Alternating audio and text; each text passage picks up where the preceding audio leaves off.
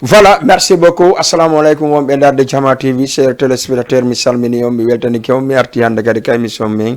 Hotiren Fouta. Hotiren Fouta non idon andi ko mo kala nando générique on bo faalete hotugol Fouta ka mum jodo kany kadi tawata kakeloy hecci dukoy surtout maka ndungu wadi do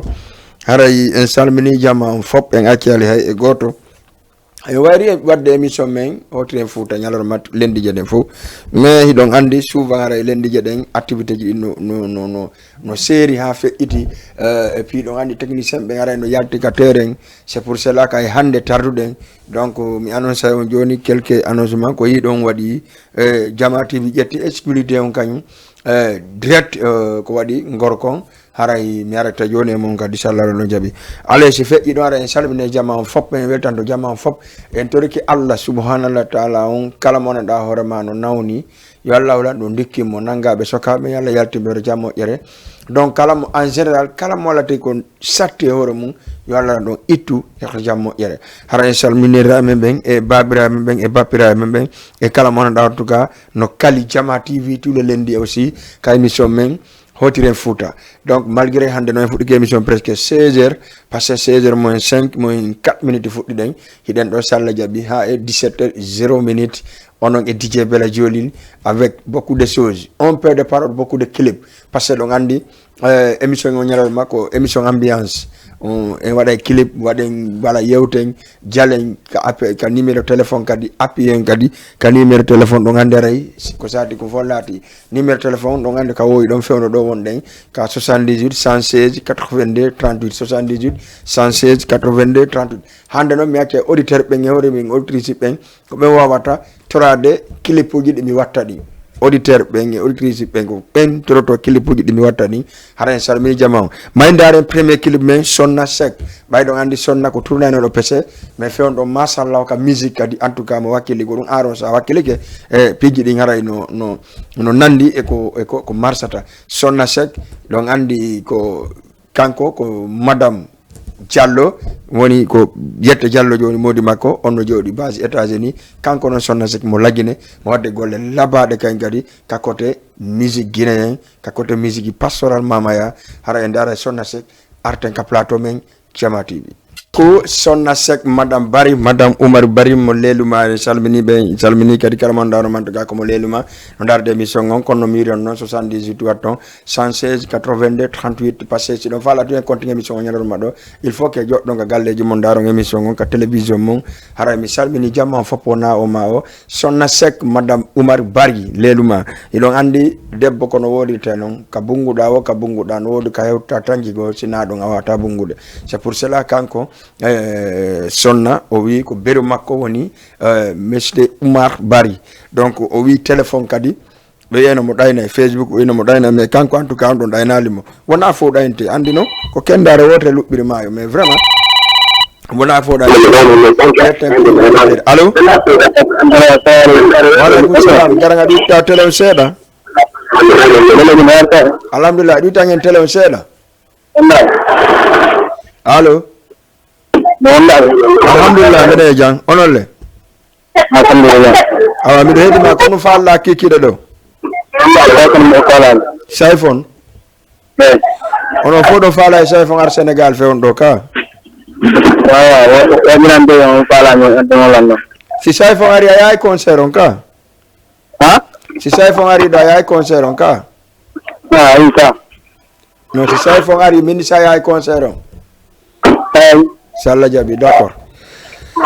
merci beaucoup kono wieteɗa de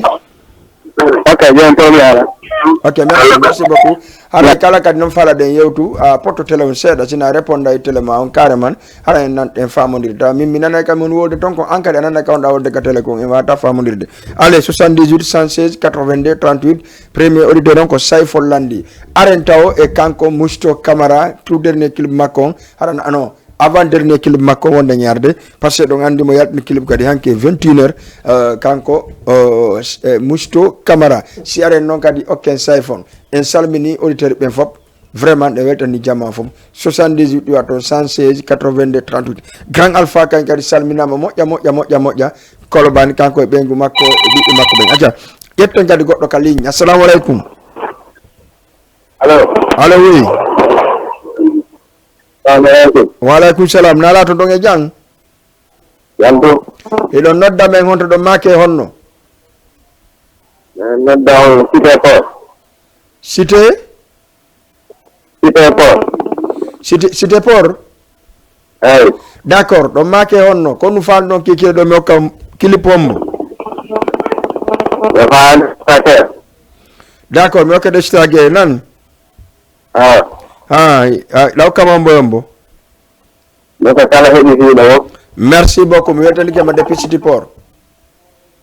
ono e cité port ɓe fof mi salmini on nani mi salmina on fof merci beaucoup d'accord merci en wonna Moustapha Guerre sallah jaɓi ɓayri kankadi ko boyum rappeur um feetu kum fewndo e wondu kum e talan o en arta e sallah jaɓi Moustapha Guerre e musto e kanko Sayfo Balde maydare Mousto Camara arten si tawi goɗɗo ala ka ligne 78 116 82 38 en jawi Mousto Camara assalamu aleykum allo waaleykum salam no marsude janto iɗa noddammi make honno alhamdulillah Medina eɗon noddami Medina woli ko mi falla kikile ɗo ko kilipo mo falla Ibrahima Medina mi faami Ibrahima o kilipo mo falla men tagani minen ko toon arafan jije keso on ombo arafan eyi miɗo falla ayɓe keso ka voilà on faamino merci Ibrahima mi hokkede joni arafan nani on jaram merci beaucoup allez 78 116 82 38 wona yon nebu ka ligne par ce que ɗo gandi jama on no faala yen humpodiri o gandi bela joli wayra waylotako mi yeri ko mi wayri émission on kono jama on no kali Jama TV télévision autrement hiɗon andi télévision ko pour la jeunesse télévision ko pour jama on fop na mere si mokko ɓe maayi ka yaasi fi télévision on télévision noon si Allah jaɓi programme ji makko ɗi no arde par ce que neɓata on andere ko ni waɗi ni o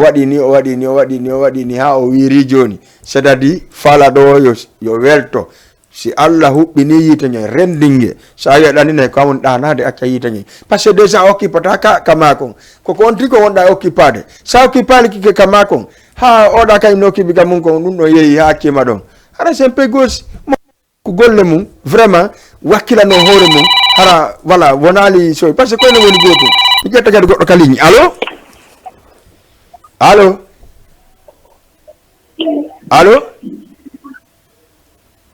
ok merci beaucoup ɗo heblaki 78 aɗo 116 82 38 78 116 82 38 ko ɗo woni émission men musique o sallah jaɓe parde mala par ce que hande kadi ndaru yiɗa ko émission débat et puis ɗon andi kikire ɗe mari laaɓa e poye ko DJ Son woni invité on As Media DJ Bella Joli ce soir avec DJ Son ɗon andi vous ratez surtout pas acca may ndaren si tawi goɗɗo ala ka ligne ndaren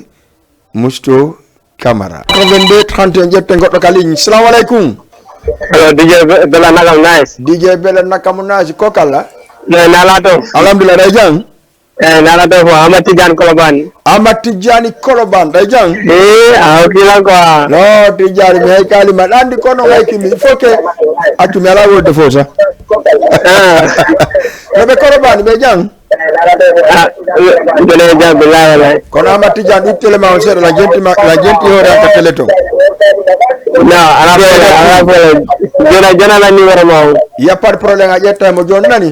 nane DJ Jambe waɗi moye jamɓe fof ɓe jang DJ Ceerno Bari ɓe fof ɓe jang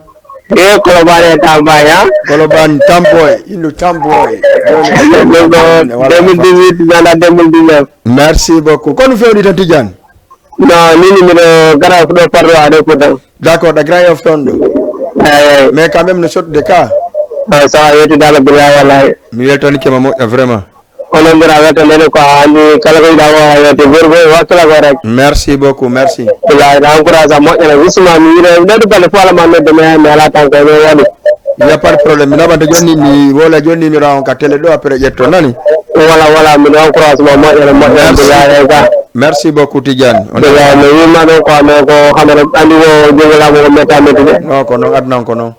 ay ka wallahi il y a pas de problème on est ensemble il y a pas de problème jonte joni numéro sala jabi nani Merci beaucoup Tidiane depuis Krayoff maintenant parce que gonga mako tamboy hari law ko menen stay kadi goddo kale nyaccio wara parce que do andi mi yedi ko émission souvent don wulda mo lende je den fo on andi musto camara ni ko wi kon wo c'est doux couple makon c'est doux vraiment couple no moji et puis o wi hande kadi o faala ka debbo gosi lawdo wota ya mapo wota goto mapo ko kanko tun hande kadi madame Camara mi anda ko ngarda de da labe yawda Ibrahima ya wiida ko acca jette goddo kalin 78 116 82 38 allo on jarama narato ilo e jang don nodda mi honto do make honno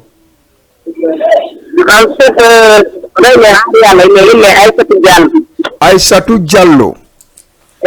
Aissatou Diallo don honto har yalla ok hajja Aissatou Diallo depuis har yalla kon nu wono kilipo mo faalo men taga on ga Jama TV do ga nyalro mado ko Jama TV do ko sala en tagan men ko tonki hombo Kinjo d'accord law kam hombo law kam hombo ko don Kinjo ko naka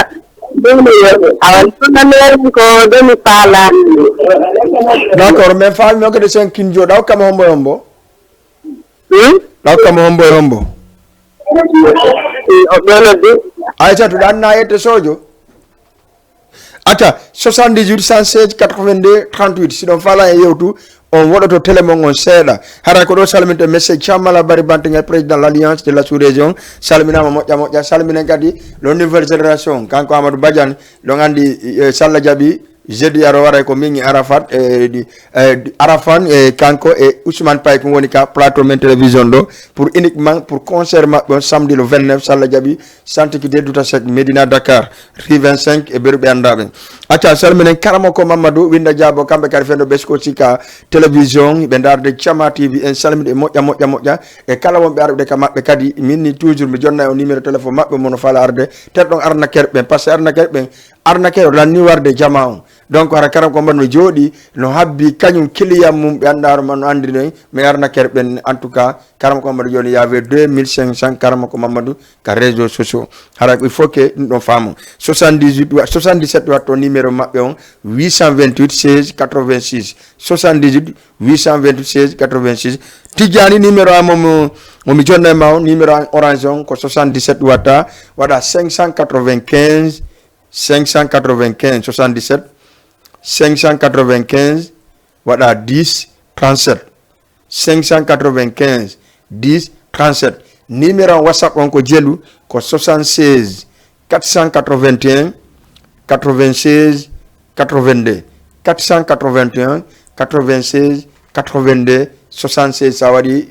76 on d'abord hara ko non numéro WhatsApp mon kala fala do meta goto noddan taw ha mi gayna wadde émission après artenge mon fondo ko direct ka Jama TV vonden acca ko e ko clipo mbo torano den don taw ko sayfum wonde ngarde mum siaren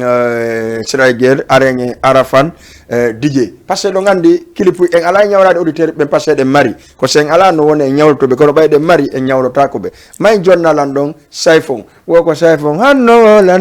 merci beaucoup sayfon signé Sayfullahi Balde jibinande labe andi sayfon mi yedi ko pay ko wonanda horama mo Allah adi barke mum si sayfon jaar sayfon on si histoire sayfon on so ngandi dum on taway wakilare ko kafa Allah donc c'est pour cela que hande sayfon il est devenu un artiste professionnel c'est-à-dire goddo wolata ko honto fendo artiste yagal makko gol haadi donc c'est pour cela yette sobbe no be subtandi on andi ndianda saadiande yette sobbe fo dogiri ni wa baali on andi non ko baali on subtandi ka ko beyi donc be dogi dal mi hande jamanu doga la wiide ko goddum wadi mi do wadi jari karo terrasse mi wiide jamanu doga lan haɓɓiti kes kon wadi e jaako ndiyan dan woni arde Sénégal way yene ragal ndox aja merci Djuayratu kankadi fewndo mo Trampol fewndo mo darde mo heɗade lan émission on wonon kanko ko wondo wata do am jene émission on donc merci beaucoup mi salminima moƴƴa miɗo weltanima kadi wuri hawa depuis Kandakar mo jooɗi mo suivre d'émission on donc en salmini moƴƴa salmine wano kadi diatou aussi kankadi mo suivre d'émission on salmine wano en tout cas séréji ɗin fof ɓe gaccali hay e goto alliance de la sous-région ɗo en réunion maɓɓe on ko janggo e mardi à partir de 17h ka président Thiamala Bari Bante ñalare en famille l'association des femmes de Rebeuss fof ɓe gaccali hay goto en accari kadi Aissatou Koundara kankadi vraiment Djumayat depuis Rebeuss Mariama Douce depuis Rebeuss kamɓe fof ɓe salmina salminen kadi wano Kadiatou donc salminen kadi présidente femme de Rebeuss Salmi Mamadou Binta kadi Sere Sarrival Thio Diallo le président rewɓe wonɓe Medina ɓen kankadi salmina Diang Aissari 3 kankadi andi sere makko on fo salmina malaɗo mangol aussi no salmina Aissatou Keita Camara kankadi no salmina Aissatou Keita depuis Yombol to e Thiaroye Samsam way mi kankadi mo salmina voilà mi sikkide ko Thiaroye Samsam hoɗi anno min kote balle on ɗum ɗon on yaafo haray na ha kontiki takiri to kote ton salmina noon kadi wano Hussein Natou kankadi mo darde émission on depuis Thiaroye marché Waranka marché Waranka way donc salmiɓe marché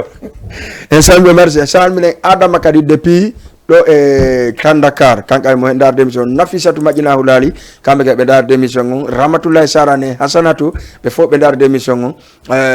ɗo gandi siminnama Madjina Hulali Hasanatou no ton Hasanatou Tim Madina Hasanatou voilà comment dirais-je Ramatoulaye Sarane toon Nafisat no toon kajje ɓe fof dal en salmini kala on ɗon salmina kadi grand Abdoul Bambara kanko woni président mouvement solidarité on kankadi o salminama moƴƴa Kouyaté Fass Bafodé kamɓe fof ɓe salmina kadi retour monsieur Sidi Ndeye le président l'AJVDT Dongol Touma on merci à toi en salminima moƴƴa haray noon monsieur Sidi Ndeye lo wi teddungal kala monɗa ma ko animateur jo Guinéjo wonɗo ɗo o invite jama fof animateur contre bureau Dongol non dimanche le 6 août dimanche le 13 août salla jaɓi ƴette goɗɗo ka ligne allo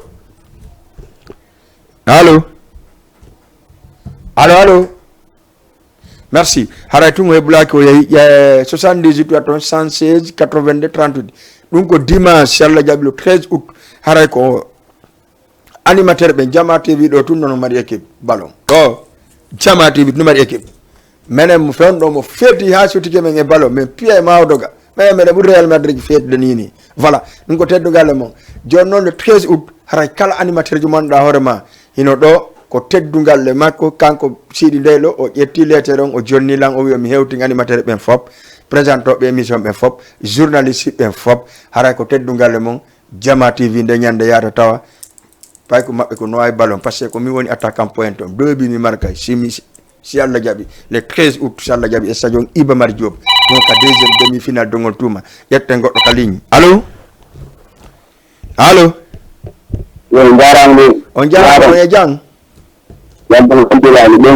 alhamdulillah onon le tawani ko ɗum depuis barñi wonɗo me noddude waaw ko son muslim traiteur me falaren quoi merci beaucoup onon ɓe barñi ɓen merci mi weltanike o moƴƴanani voilà amade waddino somin joni non muslim e séradiel joni mi waddudamo sallah jaɓi nani potan hundu ɗo min ñawlota ko passé meɗen mari so min ala min ñawlo kono ɓaalaɗi no woodi min ñawlota ko nani d'accord merci beaucoup ɓe barñi ɓen kadi salminama ɓe mburu ɓen salminama mi wolani on télévision Jama TV ko siɗa voilà ko ɗum woni probléme salminen animateur ɓe wonɓe ɗo ɓe fof surtout ma arɓe kesum ɓen par ce que miɗo faala ayɓe hecciɗuɓe ɓe rewani ɓe gaynimi respectude no arafan mi vraiment haray ko ɗo noon mi weltanima par ce que mi andi ɓe rewani ɓen lanimi respectude ko ɗum si hecciɗuɓe ɓen kayno arde merci Billy boy Billy yeeto acca ƴette goɗɗo ka ligne taw mi yarema allo oui ça va yoɓe jaam alhamdulillah onon le toon a yettude Allah iɗon nodda men honto ɗo make honno ɓe nodda kon ɗo haari Allah ɗon haari Allah et puis onon ɓeɓe haari Allah sappo na onon ɓeɓe haari Allah sappo par ce que vraiment sappo ok waɗa ɗo weltana merci beaucoup indenen konno Budin Pate Bari. Haj no, yambe bari kana bonane di dayalo. No, vraiment. Merci beaucoup. Merci Pate.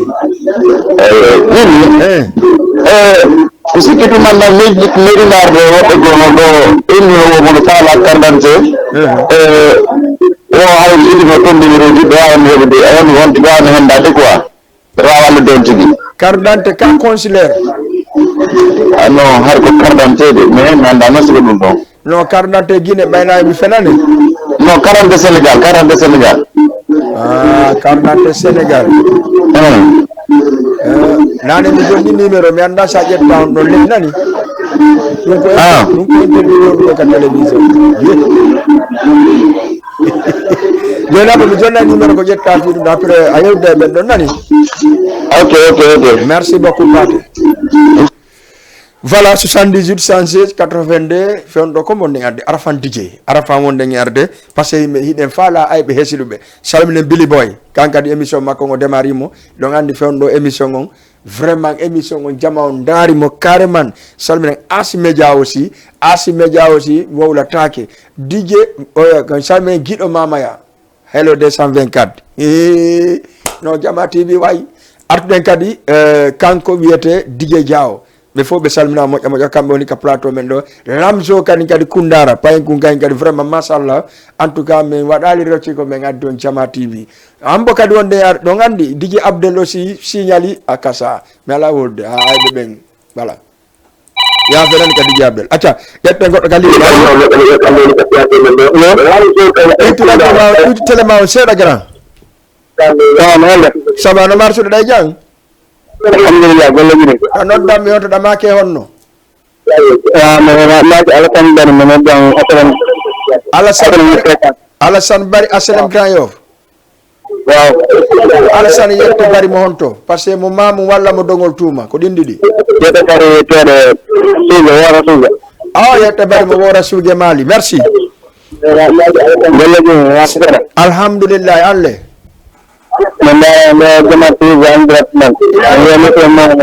merci beaucoup dandi Jama TV ko en direct et puis adna Allah fofu ko li télévision Jama TV ko fi ko na ko merci beaucoup merci d'accord merci beaucoup il y a pas de problème ça il faut dire ndo yon fait mais mamar na ma goddo go inshallah d'accord merci beaucoup Aka 78 116 82 38 diga émission men Hotire Fouta donc ande émission mon ko ko Hotire Fouta ko nusimi har nane de ko animateur be moni ka donc en salmini animateur be fop wana o mao haray non kadi ko teddi e ko laba e ko foti no arde pour communauté Guinée ngom bay donc ande alliance de la sous-région be accata donc en salmini Jama fop en salmini kadi Safiatou madame Bari kankadi ka mo fendo mo darde e umma wa ka jadi salminama depuis Medina ka galle président Jamala Bari Bantingel acha goddo kadi signali kali jette goddo allo on jarama don e jang jam ala ton do noddam mi honto do make honno Aïssatou Diallo Pardoua day jang dan ballo ko day jang ajali jalla jodi ka salo mada dare télé Jama TV me de welda mo jana me rewa dum en baro merci beaucoup Aïssatou Diallo ok merci à vous merci ko kili pombo fa Aïssatou Diallo mi wadani o wonna non ni tawfone nda sarne d'accord Aïssatou d'accord Tyson Boy merci beaucoup mais de fala be kesum be grand be ngani me respect de non na say fo yimi ko arafan yimi on don accu mi wadna ma on don joni régime don ma arafat parce que il faut jonna mi arafat mais de fala ay be keso be rawani ben lan ni lan merci Jama fala men testude ka Jama TV on fala men testude ko pagay wondo merci beaucoup et salmina depuis toi on Paul ben don kayno darde be yedi émission on e Joyratu e Kadjatou e Mamadou Bobo e Salimatu voilà haray kambe kay be darde fendo ka émission Jama TV be hedi ti fendo ko sat aja yette goddo ka ligne allo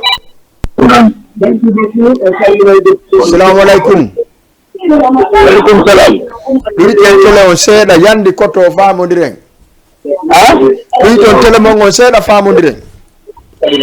Ah. No ejang. Non, dama wote ci émission bi quoi. Si émission bi yangi direct si émission bi grand. Waaw, kon nag jël leen ma bokk. Dara jël nañ la yaa ngi wax man kay nga jël leen ma. Ah ok. Mais damay déglu émission bi gis na vraiment li yéen def dafa neex quoi. Merci beaucoup. Yow noo tudd foo ma woowee. Ah? Foo ma woowee. Maa ngi wootee Medina. Medina d'accord noo tudd. Maa ngi tudd Ndiogo. Ndiogo Sarr wala Ndiaye. Waaleykum salaam. Vraiment li ngeen di def neex na trop. Jërëjëf.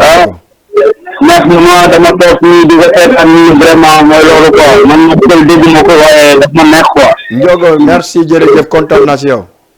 waaw kay jërëjëf di jël la waaw. waaw di jël la góor jaajëf te dégg naa lu wër. yow Ndiogo dafa mel ni yow di jël jooli bi nga tudd noonu. ok maa ngi leen di ñaan ngeen tegal ma morceau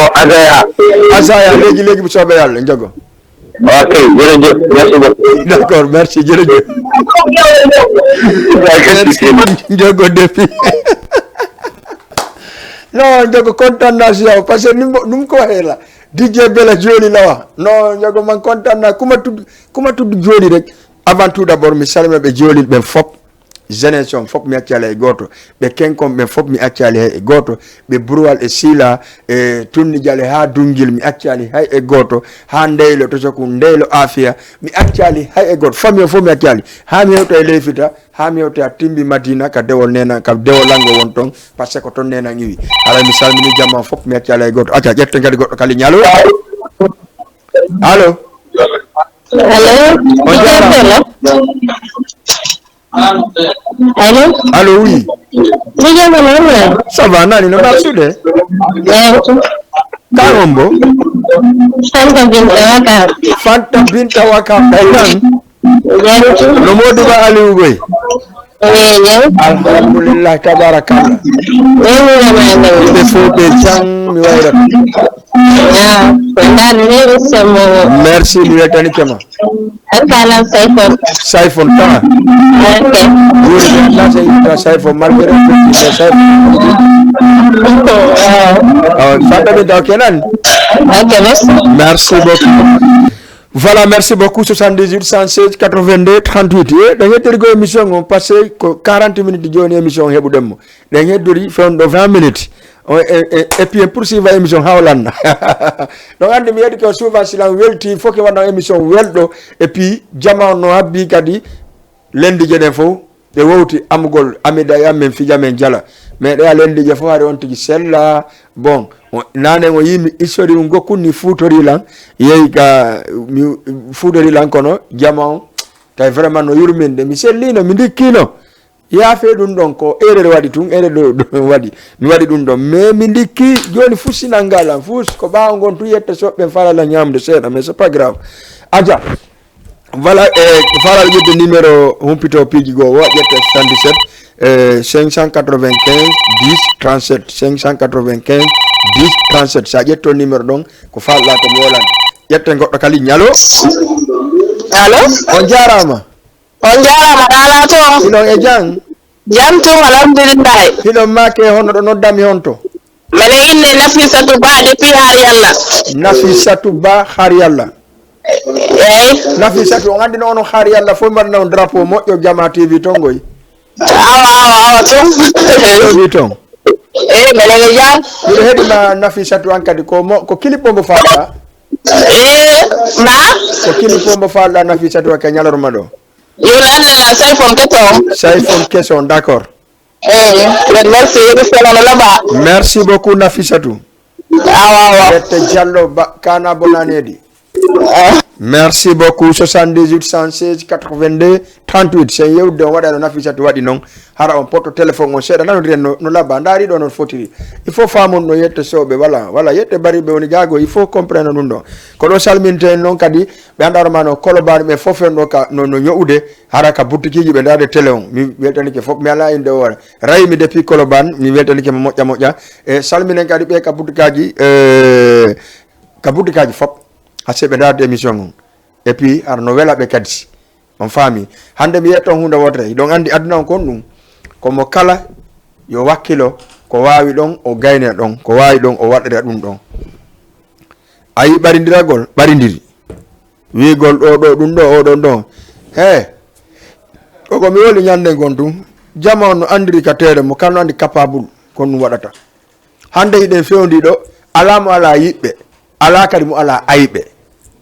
Vous comprenez? Donc c'est pour cela que hande adna no way non il faut que mo kala ndara ko tawata no arrange communauté on waden dum don harana jinnu goltum wala ko faala piji go moƴƴa e men divergence vraiment moƴƴa e men ko yen fottu wonen hunde wotre wonen nene goto nen baba goto wawen kan gaynude parce que tant que fottali en wata gaynude. Merci beaucoup 78 waton 116 82 38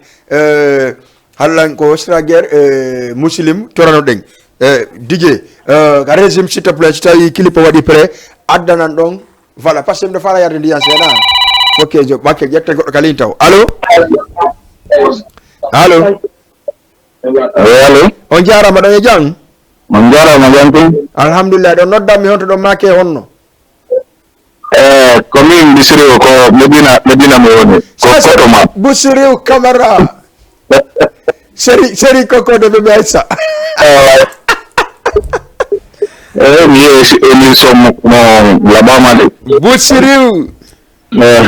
kono fewndi alhamdulillah guiɗar ni ngoy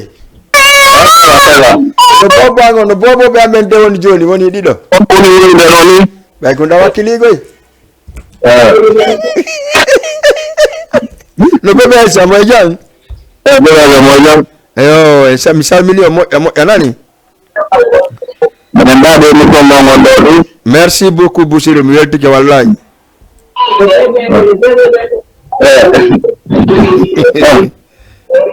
min dal o sohli musique goto toon de acca bisimilla ko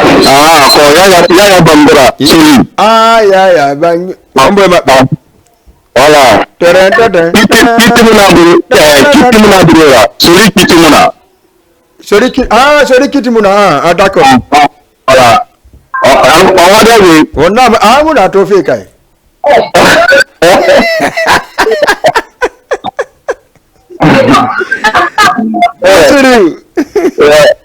d'accord madame Demosalla Diaby nan ok merci Busiriw 78 182 merci Busiriw e BBSA andi e bobo koy e bobo ɓendiɗo bobo jannon e toso kon ɗon an noon ɗon Busiriw neɓata Salla Diaby hara o nodda en joni way ɗon andi denna bo akasa ɓetum hey merci BBSA bon courage et bonne continuation Busiriw Camara aja merci beaucoup may gare muslim fitri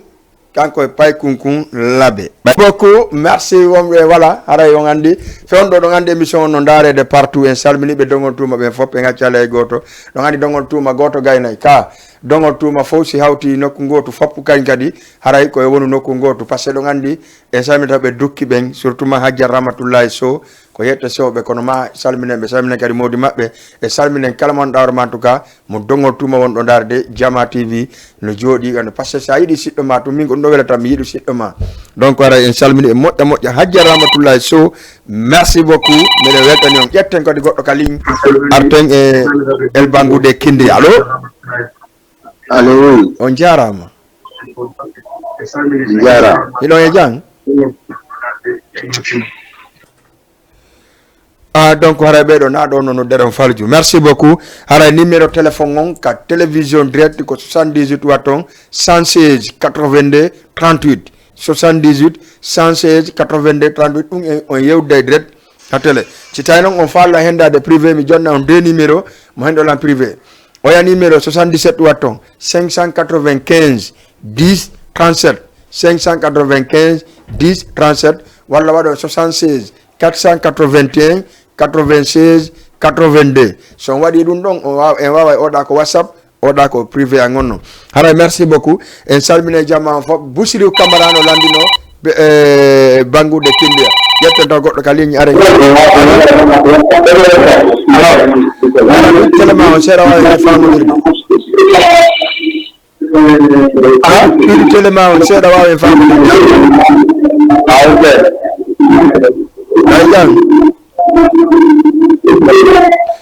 d'accord monsieur Kedou sen yewtari téléma merci winda thiabo encore e salminaɓe salminen Aissatou madame Bari kankadi vraiment mo darde émission o salmin Dumbuya hande noon ɗon andi otoje naɗi grève he ɓerɓe hande ko cak woni maire ka yaasi ɗo e kalando ɓay ɓe waɗi grève o balɗe tati wakkile dey onon ɓe cak ɓe ɓay ɗo andi sina ɗum ko ɗum won ton voilà hara en salminaɓe encore une fois salminen kala mon ɗaro makayno joɗɗo no darde émission on e hoɓɓe ɓen fop kala arɗo kadi karanko Madou Allah yo haaju mum hunto merci salminen kadi Alpha Aydra kan kadi fewno ɗo imo ɗo vraiment neɗɗo kay kadi wakkiliɗo e côté culture o e côté piiji ɗin fof e Matar aussi ka boutique salminen kadi wano ƴetten goɗɗo ka ligne 70 82 30 allo allo merci beaucoup acca mayndareng el bangude kindiya arteng ka plateau même parce que ɗon andi min kadi ancien no lamigoy Busiriou o mo yiɗi ancien trop may Busiriou Camara ko kanko jeyno kuli yele acca andi kanko mo sikkude so tirkela ya bangura mi yeeri kema ka toriɗala wo ɗum no ɗo ɗum no heewi ɗo tew joni aduna allo on jarama on yayi koppude ono gadi on bippa ya e télé Allah akubar voilà merci beaucoup en okkimo bébé Aïssa kanko e Busiriou séri makko akasa madame et monsieur avec des enfants là si Allah jaɓi denna bon non Busiriou yawa nani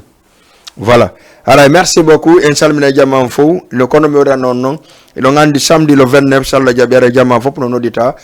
santikité duda 5 ɗon andi Arafan Didier avec Ousmane Paykoun Djiwun Sori Fatako haraɓe fop sallah jaɓi concert molanaɗo moole woni wadde ton entrée 5000 francs CFA sallah jaɓi jeudi aroɗo hara yiɗen ɗo enen e artiste ɓen jama on anda selli ko gonga par ce que ɗon andi o ala ko ƴakkani joñiije si artiste ɓen dari en wawa landade ɓe ko falle ɓe landade kon préparation ji maɓɓe ni par ce que sauf ɓe tato woni arde et puis le 2 vedettes de 3 vedettes aussi woni arde haray ɗum ko samedi sallah jaɓi le 29 ndu arowo ɗo noon ko samedi arowo par ce que yettosoɓe ko sa ni 29 ɓe sikka au mois prochain donc 29 ndu arowo ɗo ɗum noon ko samedi arowo ɗo kadi merci beaucoup haray 78 116 82 38 maydaren sayfon waɗiran doy okken kala torinoɗo sayfon arten ka plateau men haray ɗen an noon e neɓata wayno ndiren ɓayno andi lere men nde yoni juste e woni 59 minutes 16 heures moins 1 minute haray en ko wonɗen ɗo e wayno daw e yaay okken jobbo sek Azaya arten noon waynto ɗen maynko Azaya taw en salmini jama on fop e weldane kala wonnoɗo darde émission men on kala kadi yiiɗo no yiɗira noon hara yalde en torimo yafuye en salmini kala communauté guinéen kadi wonɓe darde on en salmini kadi kala wonɓe fier Jama TV mi andini on Jama TV ko fimon hey ko noon kala ko falɗo feƴƴinde ka télévision ɗo son ari on yiida e service commercial on feƴƴi noon hara no foti noon laaɓa jama on kadi humpito kala ko humpano hara en salmini jama on fop en accali hay e goto en anniɓe tous les lundi sallah jaaɓi 15h30 16h30 hara ko enen ɗo e Jama TV hande noon ɗon andi ko 16h fuɗɗiɗen ko ɗum serɗen ha nder ɗo fayda ko 15h fuɗɗiɗen ko ɗum serɗen ha e 16h hara en salmini jama fop en accali hay e goto en weltani kadi kala wonnoɓe kadi e darde Jama TV par ce que ɗon andi Jama TV ko fimon animateur wonɓe gaaɓe fop kadi salminama hiɗen toli waɗugo solidarité jokkere en ɗan wona hunde wotere par ce que ɗon andi kala ko jiwnga o tampere wonata ɗon eɗon andi noon haɗa ndiyanda fuɗɗiki arde Sénégal Jama o yo wakkilo parce donc andi si ndiyam fuɗɗi gar ɗo ara no wawi o piiji ɗin fof piiji pajanoto